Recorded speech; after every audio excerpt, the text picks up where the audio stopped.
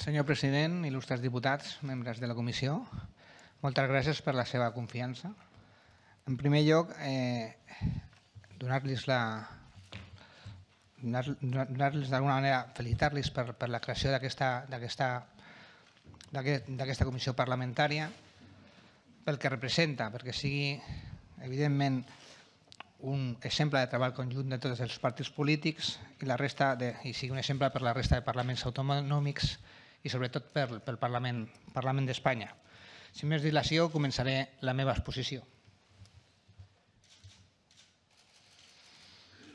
Anualmente se pagan cerca de $1 billón en sobornos en todo el mundo. Son datos de un informe publicado en el bienio 2001-2002 por el Banco Mundial. Hace poco, el año pasado, Bruselas cifró la cifra de la corrupción en 120.000 millones de euros. El coste de la corrupción en la Unión Europea, sin diferenciación entre países, asciende a una cifra en torno a estos 120.000 millones de euros. Ni el Parlamento español ni el Parlamento catalán tiene cifras del coste de la corrupción. No obstante, podemos decir que el coste de la corrupción actualmente no es algo que veamos fuera de nuestras fronteras, no supone una actividad delictiva por parte de países en vías de desarrollo, la malversación de fondos, la administración desleal, los sobornos, el robo directo de bienes públicos, es algo que desgraciadamente nos encontramos cada día. Además del coste económico de la corrupción, haremos referencia al coste moral de la corrupción. Es evidente que la corrupción supone una degradación de la sociedad que ve cómo aquellos políticos que debían realizar bien sus funciones no se destinan a gestionar eficazmente los ingresos que obtienen mediante el pago de los impuestos. En este mismo mundo nos encontramos con más de 70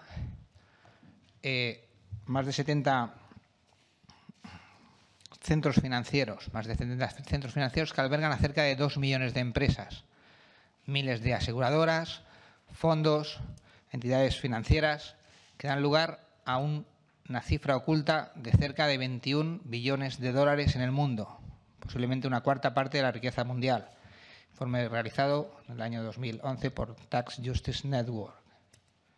Bruselas, comisario de Fiscalidad de la Unión Europea, cifró en $1 billón la cifra, el volumen de economía sumergida, de fraude fiscal sumergido en la Unión Europea, también sin hacer referencia a cada uno de los países. Una vez más, ni el Parlamento español ni el Parlamento catalán disponen de cifras, de estudios sobre el nivel de fraude, el nivel de economía sumergida que hay en sus respectivos territorios. Podríamos citar un estudio realizado por el Sindicato de Técnicos de Hacienda, en conjunción con la Universidad Rovira i Virgili, que establece que en Cataluña existe un volumen de fraude de cerca del 24,6% del PIB. Estamos hablando de 47.000 millones de euros ocultos al fisco. Estamos hablando de que se deja de ingresar en Cataluña entre 16.000 y 18.000 millones de euros anuales. Dicho de otra manera, 1 de cada 4 euros en Cataluña escapan al control fiscal. Esto supone, al igual que la corrupción, además del coste económico, un coste moral. Evidentemente, si no se pagan los impuestos, los que pagan impuestos deberán sobrepagar impuestos, es decir, pagarán más. Corrupción y fraude fiscal suponen además un coste de imagen hacia el exterior, como nos ven desde fuera, un coste de imagen que evidentemente tendrá repercusiones directas en la inversión extranjera. Malas cartas de presentación, un nivel de fraude fiscal tan elevado, malas cartas de presentación, un nivel de corrupción también tan elevado. Pero no quiero ahondar en los problemas que suponen el fraude fiscal, la evasión fiscal o la corrupción. Me gustaría más establecer medidas proactivas, en establecer cuáles son los mecanismos para detectar dónde están esos focos de evasión y esos focos de corrupción. Es decir, definir el perfil, el quién, el cómo y el porqué de la evasión fiscal y de la corrupción. Porque además son dos figuras, dos actividades delictivas que van más unidas de lo que nos pensamos. Evidentemente, para que exista una corrupción, cohecho, soborno directo, debe existir una empresa que paga ese dinero, con lo cual ya estamos ante una empresa que realiza un fraude fiscal. Y además existen estudios, podemos citar el de Transparency International, que establece una relación directa entre no transparencia, es decir, corrupción, y evasión fiscal. Es decir, a menor transparencia, mayor corrupción, existe mayor evasión fiscal. ¿Y por qué? Porque además, evidentemente, la corrupción se convertirá posteriormente, al ser una renta no declarada, un delito contra la hacienda pública y posteriormente se corresponderá con un delito de blanqueo de capitales en el momento que intentemos hacer aflorar estos patrimonios.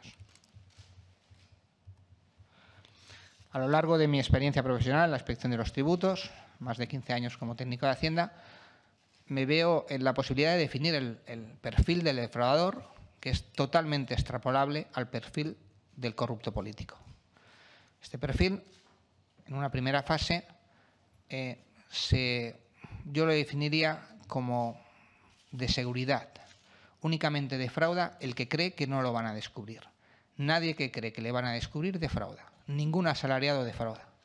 O sea, como mucho un asalariado deja de incluir una renta porque desconoce, no tenía conocimiento, descuido, pero ningún asalariado se permite intentar defraudar el 40% de la renta que posee. Únicamente defrauda el que cree que no le van a descubrir. ¿Por qué? Bien porque creen que su perfil de defraudación es difícilmente detectable, bien porque se cree que está perfectamente asesorado, bien, y esto es más grave aún, porque se cree que está en un círculo, en un entramado de evasión fiscal o de corrupción, en los cuales si le descubren a él, le descubren a todos. Y esto es muy difícil que pase, con lo cual le da este perfil de falsa seguridad. En segundo lugar, la impunidad. El defraudador, el corrupto, constata de que es difícil que le descubran, pero si le descubren, el perjuicio, la sanción es mucho menor que el beneficio que ha obtenido por su evasión fiscal o por su actividad de corrupción. ¿Qué nos encontramos? Que transcurre el tiempo y ven que estos dos principios se cumplen, falsa seguridad y impunidad, con lo cual van pasando los ejercicios, van prescribiendo responsabilidades, va incrementándose exponencialmente el patrimonio y se va viendo que esto sale rentable. Es en el momento de la ambición, en ese momento el evasor fiscal ya con toda impunidad, evidentemente, todo lo que puede defrauda, todo lo que puede hace actividades delictivas de corrupción. Y por último, el mecanismo de autojustificación. Llega un momento en que el evasor fiscal, el corrupto, incluso autojustifica su acción. Es decir, cree que pertenece a una sociedad paralela en la cual el deber de contribuir, el deber de gestionar bien su cargo público, no va con él. Bien porque todos lo hacen, bien porque creen que las cosas van así, bien porque se cree que los impuestos son muy elevados y evidentemente hay una ausencia total de justicia moral. Es decir, en ningún momento piensa que lo que está su enriquecimiento ilícito proviene de restar recursos a unos ciudadanos y en ningún momento hace examen de conciencia de pensar qué se podría hacer con esos millones de euros que se están evadiendo o están siendo sujetos de corrupción. Este es el perfil del defraudador. Confianza en no ser descubierto, autojustificación de sus actos, ambición y ausencia de sentido de justicia social. Veamos el porqué. Hay dos porqués. El primer porqué es el más inmediato. Evidentemente, tanto la evasión fiscal como la corrupción política, buscan el enriquecimiento ilícito. El enriquecimiento ilícito a costa de todos. No es un robo directo a una persona, no es un robo directo a una empresa de la competencia, es un robo a toda la población. Bien mediante el no pago de impuestos, es un ahorro de costes y un enriquecimiento directo, bien mediante el abuso de un cargo público para obtener ese enriquecimiento ilícito directo. Y el segundo de los casos, el que sí que quiero hacer hincapié, es que nuevamente en su porqué descartan cualquier rasgo de justicia moral o social. Yo creo que piensan que están en una esfera afuera del resto de la sociedad, que pertenecen a una esfera en la cual el deber de contribuir debe ser de otros, el deber de gestionar bien un cargo público debe ser de otros. Por último, posiblemente lo más complicado, está en cuáles son los mecanismos tanto para defraudar, evasión fiscal, como para emprender prácticas de corrupción.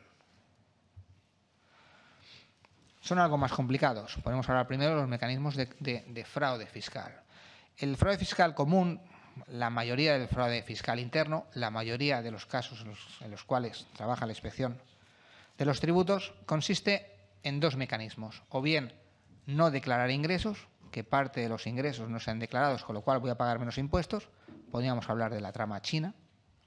O bien en inventarme gastos, establecer una serie de gastos que no existen y ponérmelo como mayor gasto, menor beneficio y no pagar impuestos. Podríamos hablar las tramas de empresas de facturación falsa, empresas que únicamente se dedican a emitir facturas que no tienen ningún contenido, ninguna realidad y suponen un mayor gasto para la empresa. Pero ahí no está, a mi opinión, ni la mayor bolsa de fraude ni el fraude más importante. De acuerdo con un informe realizado por el Sindicato de Técnicos de Hacienda, más del 72% del fraude lo provocan los grandes patrimonios y las grandes empresas. ¿Mediante este mecanismo? No, mediante un mecanismo muchísimo más complicado. El mecanismo de imponer la riqueza, poner la renta en aquellos instrumentos financieros o en aquellos territorios en los cuales la tributación va a ser escasa o nula. No declarando ingresos, no inventándose gastos, sino trasladando la riqueza a instrumentos financieros o territorios en los cuales la tributación sea escasa o nula. Si naturalista Darwin en el siglo XIX, a la hora de escribir la teoría de la evolución de las especies, hubiera visto la diferente evolución, la tipología de los métodos de fraude que ocurren en los últimos 5 años, la verdad es que hubiera pedido derechos de autor. La verdad es que es alarmante. Pero bueno, Darwin ya lo decía, únicamente sobreviven las especies que mejor se adaptan al medio. Supongo que el perfil de este tipo de fraude, lo habrá cogido directamente de su obra. ¿Cómo se imputa la riqueza donde no se paga? Pues hay multiplicidad, vamos a intentar resumirlas. Al principio eran los conocidos testaferros. Tú instrumentabas una sociedad, ponías allí toda la riqueza y bajo el control de la sociedad de una persona, un testaferro que como mínimo, y digo como mínimo porque es importante, como mínimo no tenía ingresos, era insolvente. Después era una persona de avanzada edad, tenía adicciones y los ejemplos que ustedes quieran imaginarse. Posteriormente fue la creación de entramados de empresas, las denominadas truchas, empresas que evidentemente tampoco pagaban absolutamente nada e incluso intentaban obtener devoluciones de IVA. Posteriormente y en la actualidad podemos hablar de instrumentos financieros, podemos hacer referencia muy por encima a las ICAPs, un instrumento que va a pagar menos impuestos que pagaría una renta de capital mobiliario normal, o podemos hablar evidentemente de entramados de empresas con mayor o menor complejidad que al final establezcan la riqueza en una empresa radicada en un territorio donde se pague poco, piensen en cualquier país de la Unión Europea donde el impuesto de sociedades sea bajito, o bien en muchísimos países donde no se paga nada. Estamos hablando evidentemente de la utilización de empresas cascarón, que no tienen absolutamente ninguna actividad, pero justamente son las que obtienen todo el beneficio porque justamente en ese territorio no se paga absolutamente nada. Hemos hablado de los mecanismos de la evasión fiscal. ¿Por qué? Porque los mecanismos de la corrupción política son diferentes, evidentemente, no hablamos de una actividad empresarial. ¿Cuál es el mecanismo de la corrupción? Pues evidentemente primero debe existir una empresa que pague el cohecho activo, el soborno, y surge inmediatamente una necesidad de ocultar el soborno, el dinero obtenido de manera ilícita. Y aquí ustedes pongan imaginación o asocien con cualquiera de los casos que ven en empresas, desde las bolsas de basura hasta los maletines, pasando hasta países donde donde el secreto bancario está fuertemente protegido, como Suiza. Evidentemente, lo primero que realiza un corrupto, bueno, lo primero es ver el origen de sus fondos y segundo, dónde los ha puesto, o sea, cómo los oculta. El problema no le viene en ocultarlos parece relativamente inmediato. El problema lo viene en el momento en que necesita bien crear un imperio, bien gastar, y en ese momento es cuando tiene que blanquear el capital. Es decir, debe vender la actividad económica, el dinero que ha obtenido con sus actividades ilícitas, y ahí es donde lo tiene un poco más difícil. ¿Cómo se puede realizar? Evidentemente el dinero se tiene para gastar o para invertir, o sea que o lo gastará o lo invertirá. Si lo gastará lo veremos porque se verán incrementos en su patrimonio, en su ritmo de vida. Estaremos hablando de compra de joyas, compra de objetos de arte, compras de vehículos de gama alta, compra de inmuebles. Si lo invierte lo veremos evidentemente en operaciones societarias. ¿Qué creará? Creará un entramado lo más grande posible de empresas donde la mayoría de las mismas no tengan ninguna relación con él. ¿Para qué? Para instrumentar operaciones ficticias. Las operaciones siempre serán ficticias porque el pago de estas operaciones supondrá el blanqueo de capital. ¿Por qué? Pues mediante, evidentemente, operaciones que les supongan pagar pocos impuestos. Préstamos de una entidad no residente cuyo origen es dudoso, operaciones societarias cuyo tipo es el 1%, actos jurídicos documentados, o operaciones falsas de prestación de servicios que nunca se llegan a realizar, cuyo pago supone el blanqueo de capital. Lo importante es que, por difícil que sea el mecanismo de evadir impuestos, por difícil que sea el mecanismo, o con lo que nos quieran complicar, de blanqueo de capitales, si existe voluntad en acotar y sancionar esta operativa, es perfectamente posible realizarlo. Siempre existirán indicios a partir de los cuales, siguiendo el hilo conductor, descubriremos quién está detrás de las empresas, quién está detrás de los patrimonios, etcétera, etcétera. Únicamente será un trabajo conjunto, un trabajo sacrificado, pero vuelvo a repetir, siempre que exista voluntad en acotar y sancionar cualquier conducta de evasión fiscal y de corrupción política, será posible llegar al fondo de la misma. ¿Qué es lo que falla? Algo falla, ¿no? Sabemos el perfil, sabemos a qué responde y sabemos los mecanismos. Únicamente debemos, pues evidentemente, vigilar estos perfiles, debemos evitar estos comportamientos y debemos controlar estos mecanismos. Pero el problema es que falla todo, realmente falla todo en cascada, porque lo que realmente falla son las instituciones encargadas de controlar que los mecanismos de lucha contra evasión y corrupción política se cumplan. Esto es una comisión que va a abordar numerosos casos de corrupción y de evasión fiscal. Yo les haría un ejercicio, o sea, intenten ver el inicio, es muy importante ver el inicio, o sea, cómo vino, una denuncia de un tercero, una comprobación de la Policía Nacional, la Agencia Tributaria, vean el origen de los fondos, vean cómo se realiza la instrucción, vean cómo termina la sentencia y saquen sus propias conclusiones. Vean si ha ido bien, si es satisfactorio desde el punto de vista de opinión pública y ustedes como políticos, o vean dónde ha fallado el sistema. Porque evidentemente, y a los datos que aportaré al final me remito, el sistema falla en este tipo de mecanismo. ¿Por qué falla? Porque en numerosas ocasiones los intereses políticos, los intereses corporativos van por encima del interés público. En el momento que un interés político o corporativo vaya por encima del interés público, evidentemente fallará los mecanismos en la lucha contra la corrupción y fraude fiscal. ¿Por qué? Porque en el momento de que un partido político intente tapar sus casos de corrupción porque no sean materia de propaganda electoral para el partido de la oposición, estará primando su interés individual con el interés del servicio público, con lo cual creo que aquí fallarán en demasía la lucha contra la evasión y la corrupción. En el momento que nos encontremos con una administración en la cual los intereses corporativos, o sea, se beneficie una carrera profesional, una movilidad, unos puestos de libre designación, una probabilidad injusta para unos miembros de esta institución pública en detrimento de otros, estaremos ante una ineficaz lucha contra la evasión y contra la corrupción política. Cuando se utilicen de forma política instituciones como el Ministerio de Justicia, la Agencia Tributaria, la Oficina Antifraude, la Fiscalía Anticorrupción, se generará un caldo de cultivo óptimo para, evidentemente, el fraude y la corrupción. Y no estoy haciendo una denuncia de las administraciones públicas, porque evidentemente no todo el bosque es orégano, dicen, ¿no?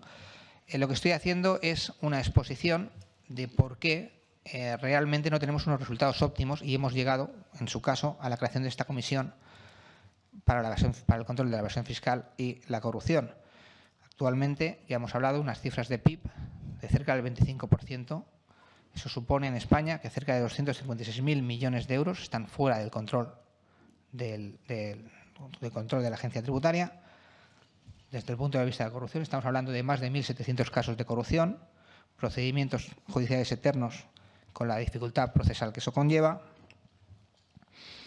y, en muchas de las situaciones, finalizadas con una sentencia que normalmente resulta insuficiente, sobre todo para la opinión pública. ¿Cuáles son las medidas? Es evidente que en este momento debo ser proactivo y debería decir cuáles serían las medidas que yo debería proponer a esta comisión para una eficaz lucha contra el fraude y contra la economía sumergida. Yo creo que no es necesario establecer medidas porque ustedes tienen absolutamente todas las medidas, todas las herramientas necesarias para una lucha eficaz contra la evasión fiscal y la corrupción política. No deben de crear nuevas oficinas, lo que deben de hacer es garantizar que las oficinas que tienen actualmente funcionen de manera correcta. Yo creo que los políticos no deben de intentar controlar las instituciones públicas, sino que deben, y esto es muy importante, velar para que las instituciones públicas realmente velen por el interés, por el servicio público y no por otro tipo de intereses. Porque puede llegarse a un intercambio de poderes, es decir, el poder político a cambio de controlar las instituciones públicas permiten a las instituciones públicas que permiten que las instituciones públicas ejerzan intereses no de servicio público, sino de intereses desde el punto de vista corporativo. Desde mi punto de vista, ustedes tienen todas las herramientas para una lucha eficaz contra la evasión fiscal y la corrupción política, según lo dicho, no intentando controlar las instituciones públicas, sino intentando velar porque garanticen el servicio público. Dentro del Ministerio de Justicia deberán de alguna manera agilizar los procedimientos para que este tipo de juicios de evasión y de corrupción se agilicen.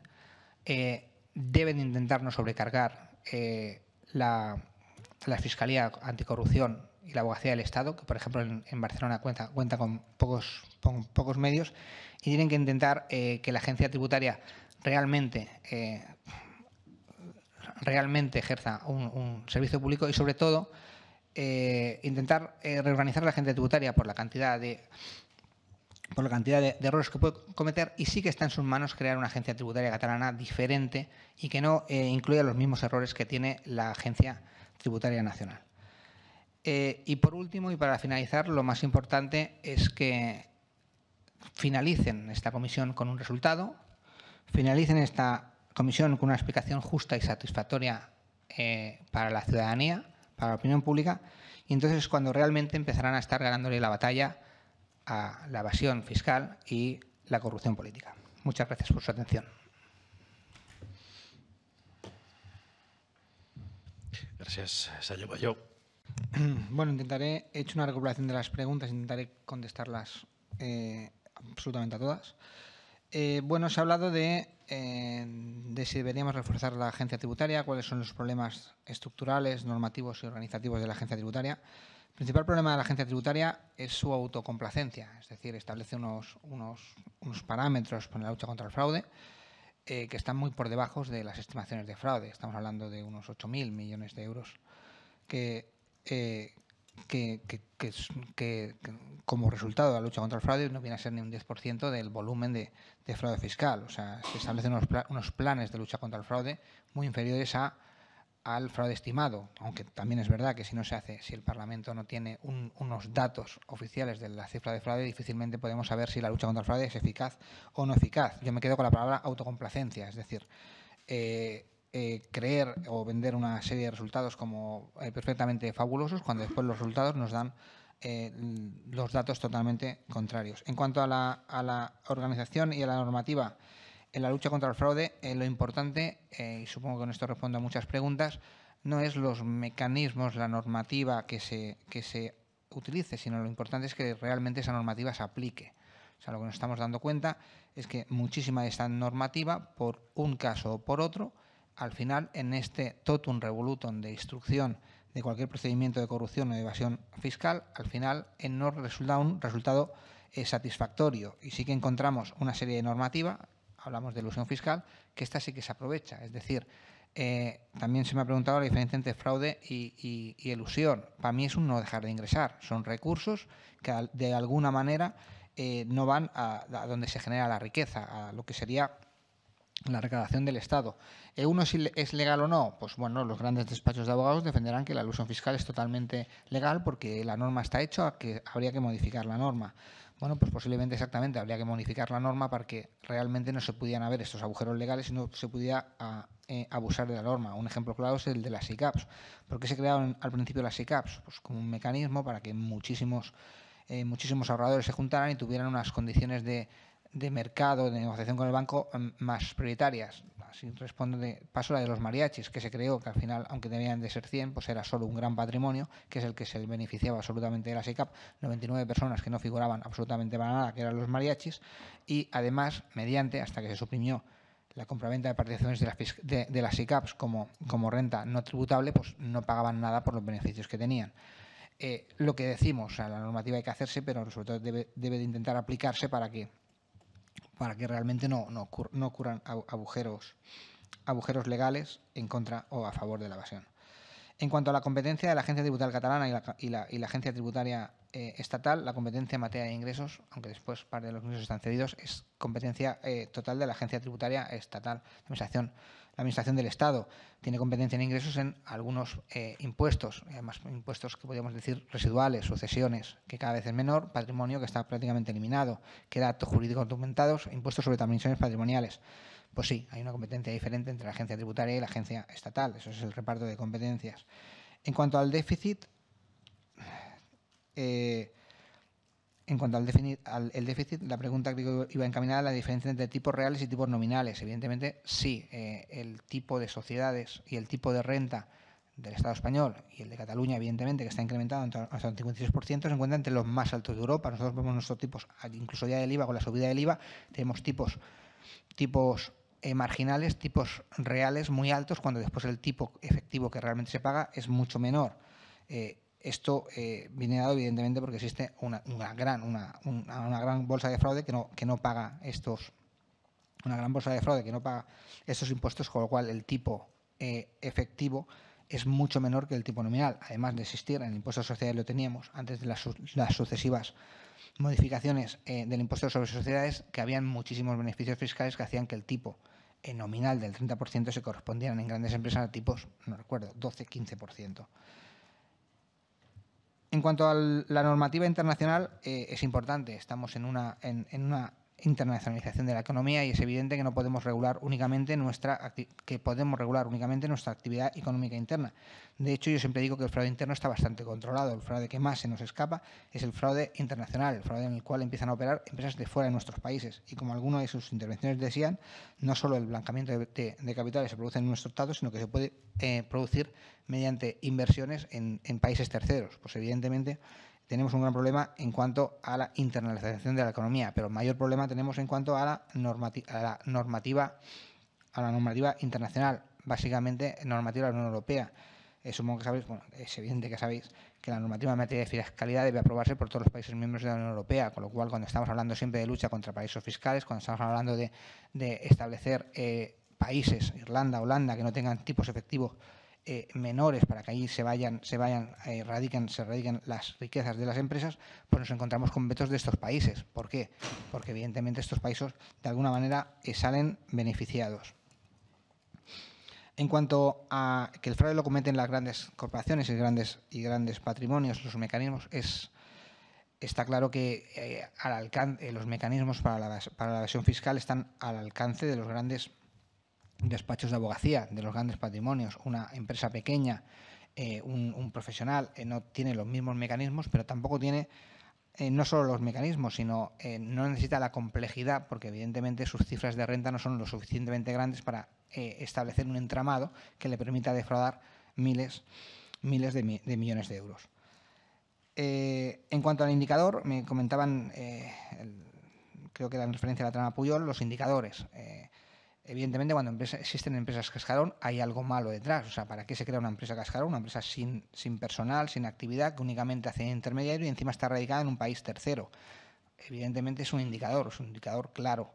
Es un indicador claro en el momento en que tenemos una empresa que no está participada por personas físicas, sino que tenemos que está participada por personas jurídicas, que a su vez están participadas con personas jurídicas. Eso es sistemáticamente poner velos a seguir el rastro de quién es la persona física, porque al final la personalidad física va a ser de una persona que está controlando realmente ese tipo de sociedades. Se me ha preguntado sobre el sándwich irlandés y la truita.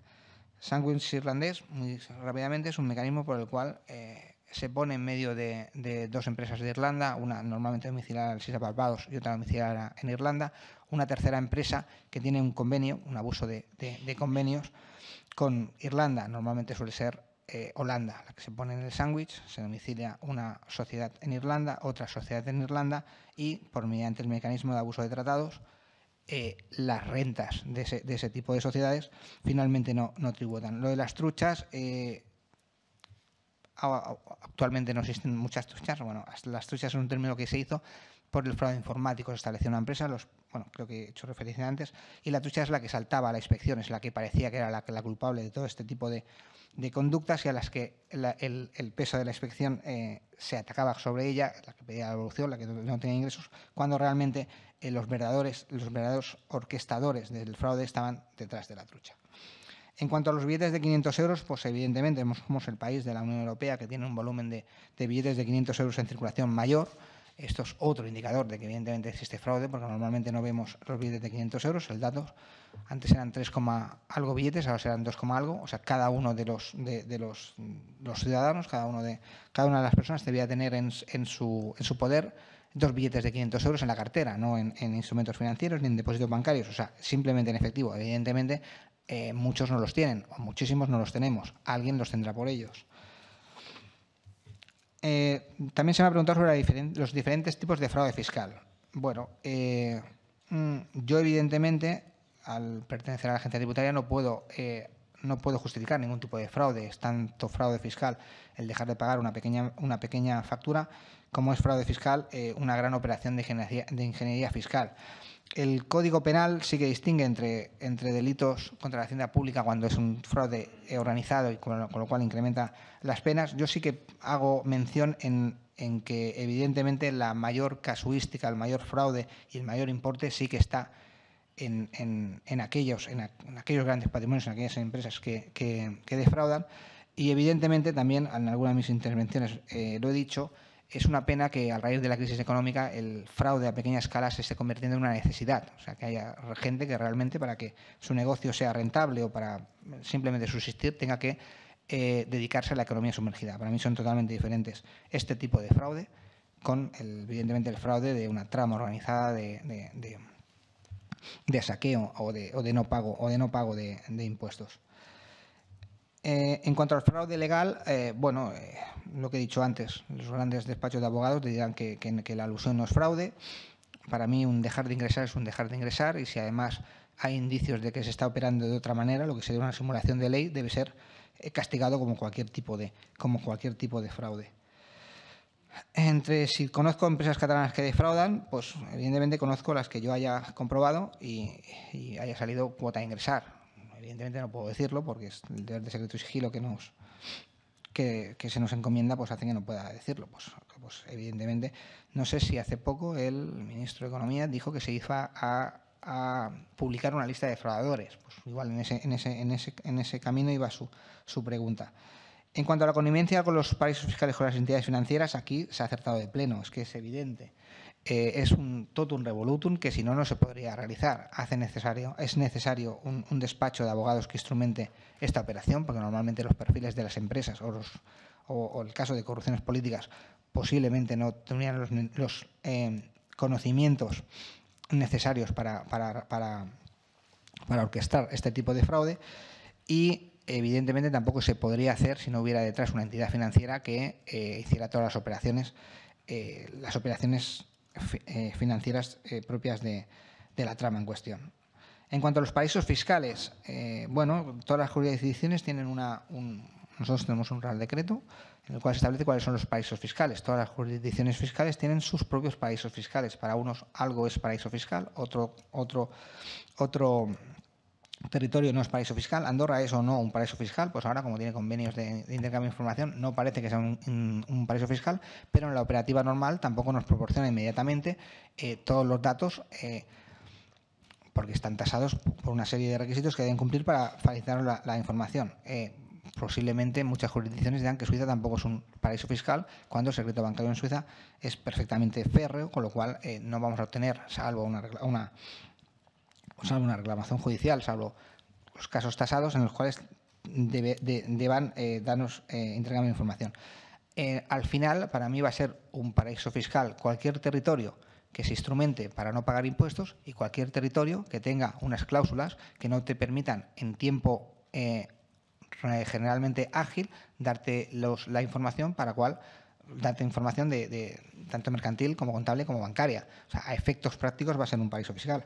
No es un paraíso fiscal Holanda y ustedes me han hablado del sándwich irlandés que interviene en una empresa holandesa, y no es un paraíso fiscal Irlanda, y la mayoría de las empresas tecnológicas se radican finalmente en Irlanda para pagar menos impuestos sobre sociedades. Y es un país de la Unión Europea, no es un paraíso fiscal.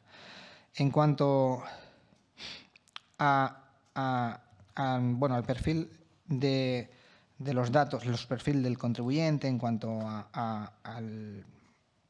Bueno, supongo que la pregunta venía a aquellos puntos en los cuales coincidía el perfil del defraudador con la trama de la familia Pujol.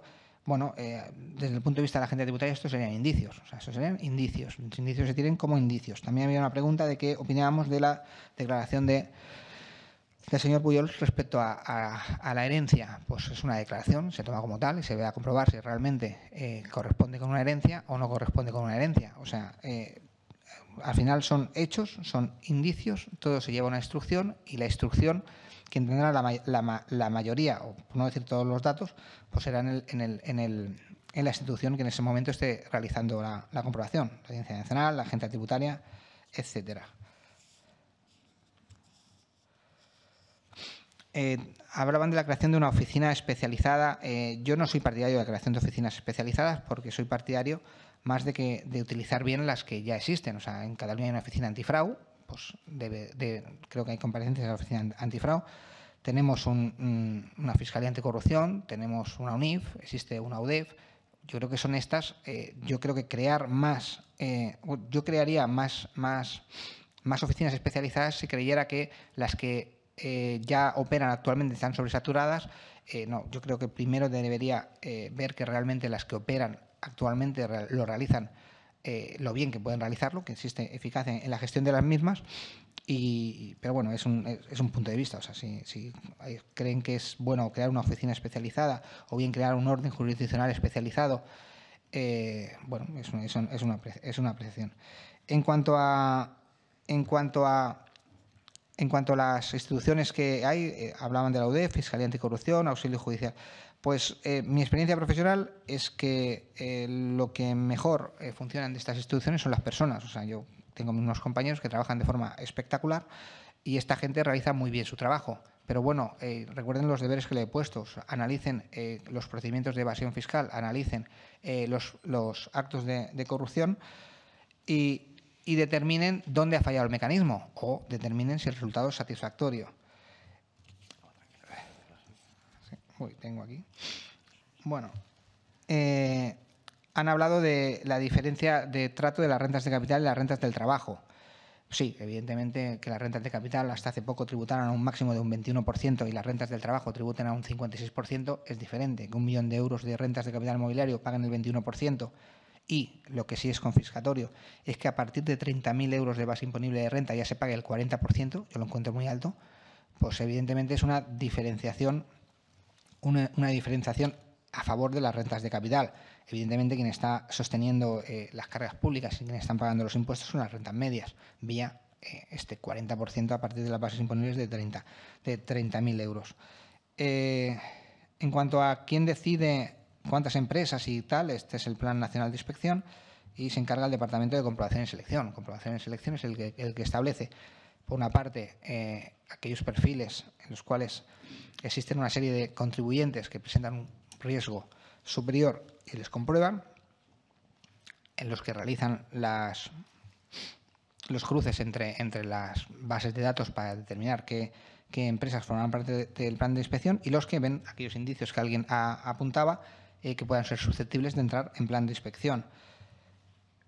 En cuanto al tipo de fraude, se hablaba que de 120.000 que fuera menor. Bueno, yo podría decir una cosa. Con la actual redacción del Código Penal hay algunos delitos que tienen una sanción inferior en vía penal que en vía administrativa.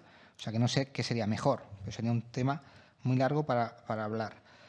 Han hablado de la politización de la agencia tributaria y los puestos de libre designación. Evidentemente, un puesto de libre designación es un problema porque en el momento que es de libre designación es de libre cese. No hay un mecanismo porque como son puestos que necesitan una especial confianza, se instrumentan con un carácter especial, pues igual que los nombran, igual que se cesan. Lo que es real en la agencia tributaria es que se abusa de los puestos de libre designación, con lo cual hay bastantes puestos de libre designación, algo que nosotros estamos bastante en contra.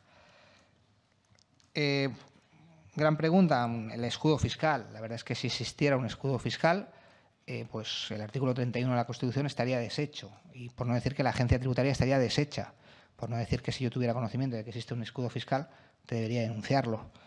Un escudo fiscal, supongo que te referías a que existe una serie de personas que jamás van a entrar en inspección porque están detrás de ese escudo fiscal.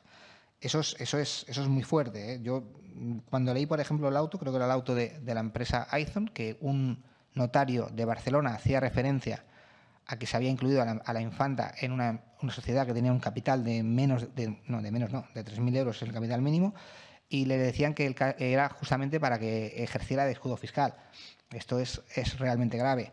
Las preguntas que sí que debe hacer la comisión a los miembros del grado especial de la agencia tributaria, ministro de Economía, es realmente cuando tengan indicios de por qué nos han disparado, porque en muchos casos nos han disparado los filtros, si responde, ¿a qué responden? Evidentemente no pueden responder a un escudo fiscal porque, como digo, nos estaríamos cargando el artículo 31 de la Constitución y nos estaríamos cargando a la Agencia Estatal de la Administración Tributaria. ¿Cuál es mi punto de vista en cuanto a las amnistías? Pues, bueno, una amnistía fiscal supone perdonar, desde el punto de vista administrativo y penal, al evasor. Es una declaración de que no podemos con él, y con lo cual le otorgamos una amnistía para que lo realice voluntariamente, y además es una declaración de injusticia respecto al resto de personas que pagan un recargo a premio de un 20%, unas sanciones del 50 al 150% y que normalmente ingresan sus impuestos. Preguntaba esta ciudadana los órganos de control. Evidentemente los órganos de control y la transparencia son necesarios. O sea, esos son puntos de vista, igual que la normativa debe ser acorde. Lo más importante es que los órganos de control existan, pero realmente los órganos de control ejerzan su función. Igual que la transparencia exista, pero la transparencia ejerza su función. Hacía referencia a la falta de control interno de los partidos políticos. Bueno, pues como todo, es evidente que en el momento en el cual algo se vea que escapa fuera del control de lo normal, habrá que establecer focos de control interno. Me decía si había suficientes indicios para que la agencia tributaria actuara. Pues bueno, voy a ser crítico y voy a ser positivo. Voy a ser positivo porque evidentemente cuando hay indicios, lo hemos visto en todos los casos de corrupción, lo hemos visto en todos los casos de auxilio judicial, la agencia tributaria realmente hace su papel y lo hace de forma efectiva. Y ahora voy a ser crítico. El problema es que la agencia tributaria no hace su papel de forma de prevención. O sea, ¿qué ha hecho la agencia tributaria mientras qué? O sea, sí que sería muy importante que en la mayoría de los casos no vinieran por denuncias de terceros, no vinieran por comprobaciones de la ODEF, no vinieran por comprobaciones de la Audiencia Nacional, sino que fuera la agencia tributaria la que tuviera los suficientes mecanismos necesarios para prevenir que no se produjeran este tipo de sucesos, y si una vez se producen, evidentemente, la actuación es inmediata y totalmente profesional. ¿Cuánto dura una instrucción? La instrucción en la agencia tributaria dura muy poco, o sea, dura un año. Normalmente nosotros la instrucción la tenemos en 9 meses. Casos complejos de inspecciones las podemos realizar, lo dice la norma, en un año. En situaciones excepcionales, en 2 años. En cuanto a los efectivos, bueno, sí, evidentemente necesitaríamos más efectivos, y más necesitarían los abogados del Estado, y más necesitarían el Ministerio Fiscal. Pero bueno, con los efectivos que tenemos y en la época de crisis en la que estamos, intentemos gestionarlos de manera eficaz. También muchas de las preguntas iban encaminadas a los efectivos de la agencia tributaria, refiriéndose a si tenemos pocos efectivos y por qué no los destinamos al 62% de grandes empresas. Pues evidentemente es lo que a veces hablamos de la miopía de la agencia tributaria, el por qué destina la mayor parte de sus efectivos, más del 80%, al control del pequeño y mediano contribuyente, y por qué no destina la mayoría de sus efectivos al control de los grandes patrimonios. Es una pregunta que evidentemente deberán hacer al delegado especial de la agencia tributaria, está citado, y al ministro de Economía. Y por último, parecía que Convergencia y Unió me hacía referencia a mi perfil profesional y currículum profesional. Bueno, pues yo le hago un pequeño resumen. Yo soy técnico de un equipo regional de inspección de la Dependencia Regional de Cataluña. He sido varias veces perito judicial en delitos económicos. Llevamos expedientes de muchísima cuantía. He participado en expedientes de delito fiscal realmente importantes y evidentemente no puedo decirle en cuáles porque el deber de secreto y sigilo me lo impide. Pero parecía que dudaba de mi calidad como experto. Bueno, es su opinión. En cuanto al resultado de la lucha contra el fraude, hacía referencia a cuáles son los números. Me repito al principio, a la autocomplacencia de la agencia tributaria en cuanto a los resultados de lucha contra el fraude. Si el Parlamento español no tiene una medida de cuál es el fraude fiscal, evidentemente puede vender los resultados siempre como buenos porque no se sabrá si está realizando mayor o menor porcentaje en cuanto al resultado global. Hablar del tax gap es una medida de la economía sumergida, es decir, cuánto estamos dejando de recaudar por la ineficacia o por la existencia de evasores o por la ineficacia de la agencia tributaria que no controla esos evasores. Hay muchas otras jurisdicciones fiscales que sí lo tienen calculado, no lo tenemos calculado, para mí no me constan, y te diría que no, ni por parte del Parlamento. No hay datos oficiales en estudio para el Parlamento español ni por el Parlamento catalán. Y me hacía referencia a la diferencia entre fraude y elusión. Bueno, la diferencia entre fraude y elusión es muy pequeña. Para mí es lo mismo, es un dejar de ingresar que debe perseguirse y está en los grados de legalidad que tengan. Pero para mí vestir con legalidad una elusión es únicamente hacer una simulación de ley que deberá ser destruida para que realmente donde se genere riqueza se pague el impuesto y no se pague en territorios como las Islas Barbados. Creo que es todo. Si queda algo por contestar. Muchas gracias, señor Bayó.